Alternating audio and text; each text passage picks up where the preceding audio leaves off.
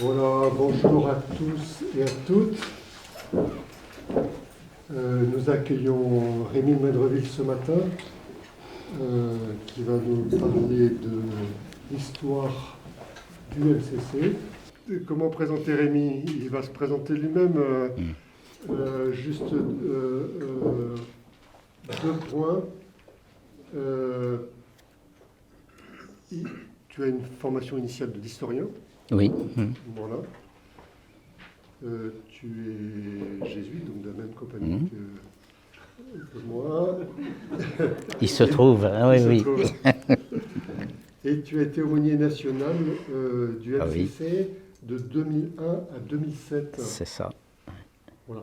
Ce qui va te permettre de faire une relecture subjective de l'histoire de l'USIC et du MCC. Du SIC, l'ISIAC et MCC. Voilà, je te laisse compléter cette présentation et parce que sinon ça serait trop long. Bonjour à tous. Oui, j'ai fait de l'histoire autrefois, mais j'étais plus spécialiste des chartes latines du XIIe siècle que de l'histoire contemporaine et de l'histoire économique et sociale, que j'ai été ravi de travailler pendant mes années à l'ICAM, puisque j'ai passé 10 ans à Lille au sortir de ma formation jésuite. J'ai passé 10 ans à Lille où j'étais chargé de la formation humaine des élèves ingénieurs. Et donc, ça m'a permis de pas mal travailler un peu tout ça. Donc, j'ai un certain nombre de choses en tête, d'autres que j'oublie, bien sûr, mais voilà. Les années 2001-2007, ça veut dire le congrès de Marseille, en fait, pratiquement, hein, en 2006, je crois. Voilà. Et puis, je continue d'accompagner deux équipes du MCC.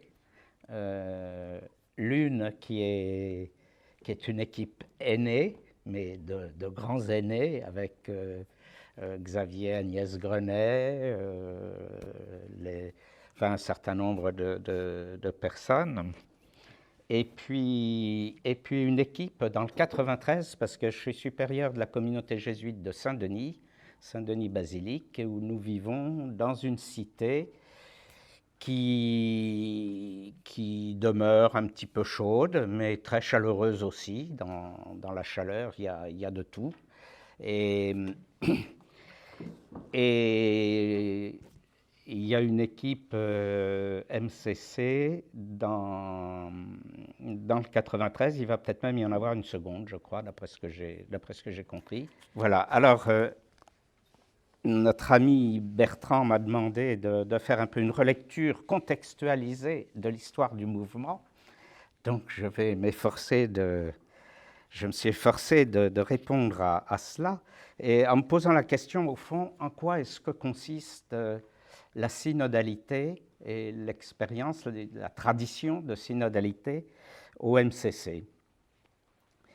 Quelle expérience le mouvement en a-t-il? Quels sont les compagnons de route? Une autre manière peut-être plus concrète de se poser la question, c'est quels sont les compagnons de route de ce mouvement, au sein de ce mouvement, depuis, ma foi, entre 120 et 130 ans, hein, quand même. C'est pas un mouvement de première jeunesse, le MCC. Comment est-ce que le mouvement a accueilli ses compagnons, les a aidés, les a formés, les a stimulés dans leur foi, les a fait grandir aussi dans leur humanité? Et comment est-ce que le mouvement a pris visage et a pris corps d'église à travers la succession des générations, à travers aussi la succession des événements, parce que les dernières 130 années ont connu des changements considérables. Et quand on nous dit aujourd'hui, quand on entend que nous vivons en Europe occidentale, dans une société un peu fatiguée, voilà, c'est pas totalement faux, parce qu'il y a eu du travail de fait, parce qu'il y a eu des conversions successives à faire et que ça n'est pas simple et qu'encore aujourd'hui, on a des conversions à faire. Moi, dans les années 80, on m'a dit qu'il fallait se convertir à l'informatique, donc j'ai appris l'informatique, et puis ensuite, il fallait se convertir au numérique, à tout ce qui est chiffres et tout ça. Moi qui suis nul en maths, bon, mais enfin, bon, on se débrouille finalement. Et puis maintenant, il faut se convertir à l'écologie, et puis je ne sais pas encore à quoi il faut se convertir, mais je me dis que si tout cela me convertit un petit peu au Christ, peut-être que ça peut marcher d'une manière ou d'une autre. Voilà. Alors cette lecture de l'histoire du MCC, évidemment, elle ne va pas être exhaustive, vous êtes bien conscient de ça.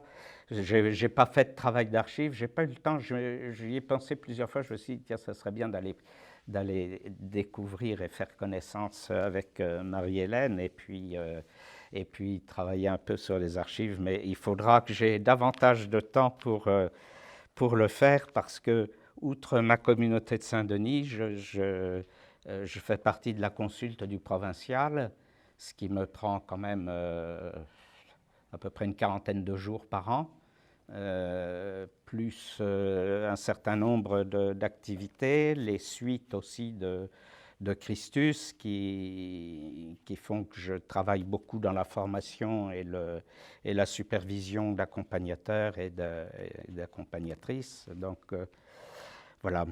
Je me suis donc contenté de lire quelques ouvrages très intéressants, mais relatifs au cadre, et en particulier un livre que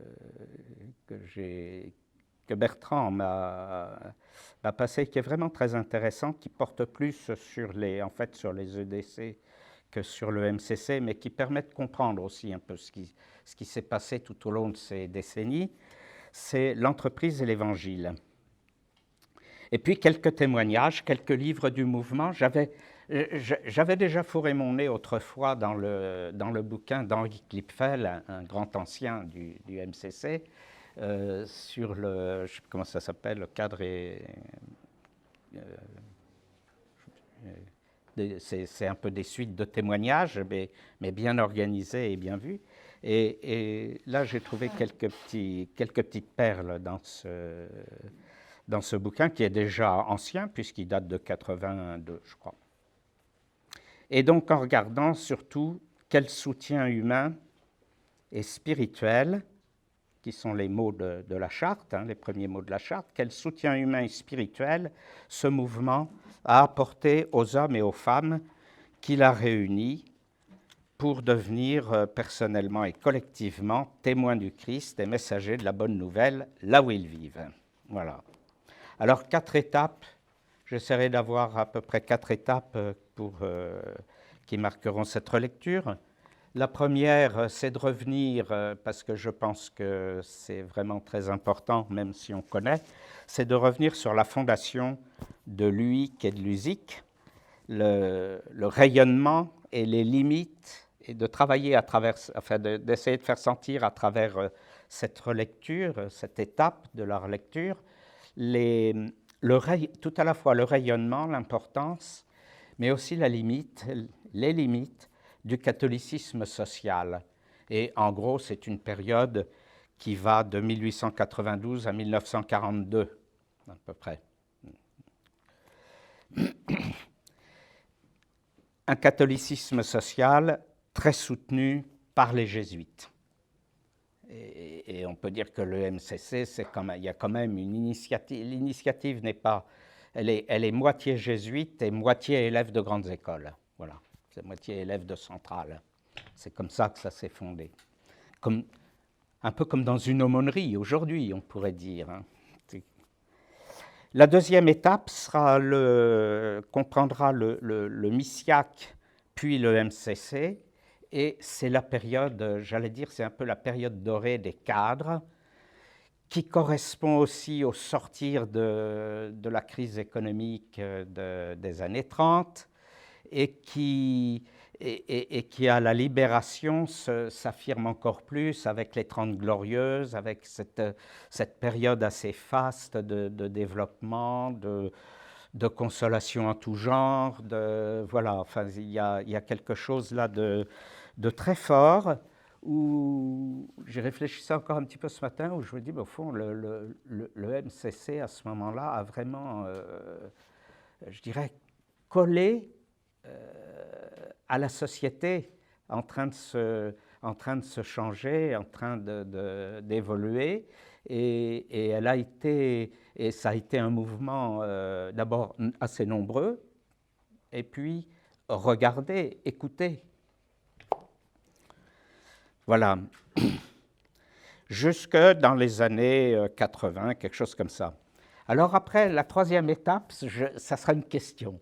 Est-ce que le MCC est-il un mouvement pour gros temps?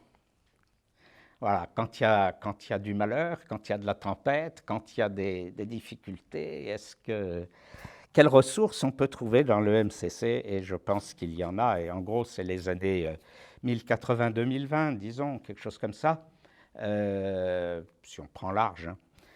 Et puis la dernière étape qui sera en même temps la conclusion, et là aussi sous forme sans doute plus de questions que d'affirmations, c'est et maintenant? Et maintenant on fait quoi? Et il y a une phrase de la Bible qui m'est revenue, mais que j'aime beaucoup depuis très très longtemps. Elle concerne un certain petit bonhomme qui était petit, qui était le petit dernier, du petit dernier de la dernière des tribus d'Israël, il nous est présenté comme ça, et il s'agit de Gédéon.